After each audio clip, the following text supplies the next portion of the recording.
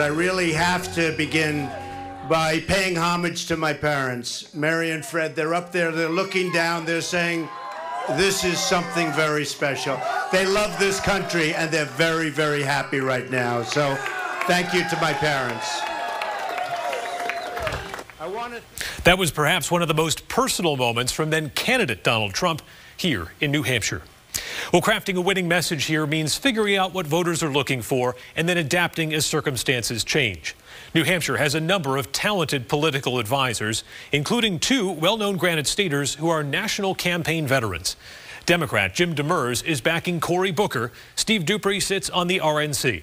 We asked them whether conventional campaign wisdom still applies, especially in this giant field of contenders. What's the recipe for success in the First of the Nation primary?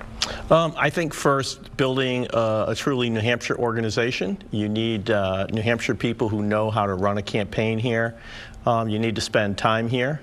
And, you know, grassroots has become what it's all about. So this still is a state where you can come in with a little bit of money.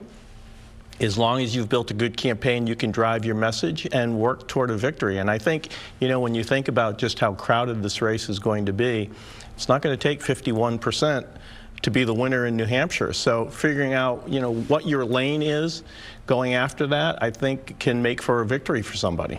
And Steve, obviously you were with John McCain in 2008. That's one of sort of the iconic victories in the New Hampshire primary. How do you get that job done if you're going from 0 all the way to #1?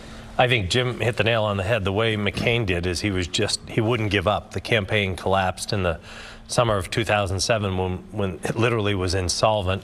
They cut the staff. He came up here. His name was already going to be on the ballot. He isn't a quitter, and I mean, we literally did town hall meetings where there were more protesters against the surge outside than there were people attending the town hall meeting, but he just kept doing it over and over. And then the narrative sort of took hold that this guy just won't quit. I like that about him. That's what I see in a president. So I think Jim's right. With the crowded field they have on their side, it's going to be lots of groundwork here, holding hundreds of town hall meetings, and, you know, somebody could win that primary with 20% of the vote. It is amazing to see sometimes the candidates don't realize when the money and the staffers disappear, you could still come to New Hampshire and get something done.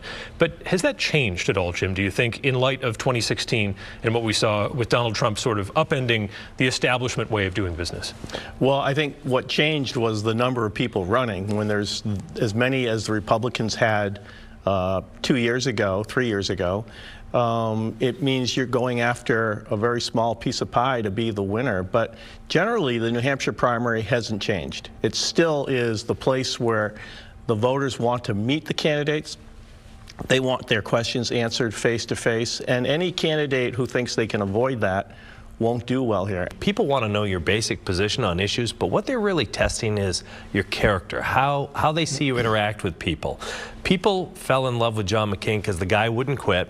He'd take questions from everybody who asked one, even the protester who was yelling, and he'd stay afterwards, much like Bill Clinton. I mean, Bill Clinton would engage with people, and people could see that he cared when they were talking about the fact this woman who couldn't pay her electric bills or her rent.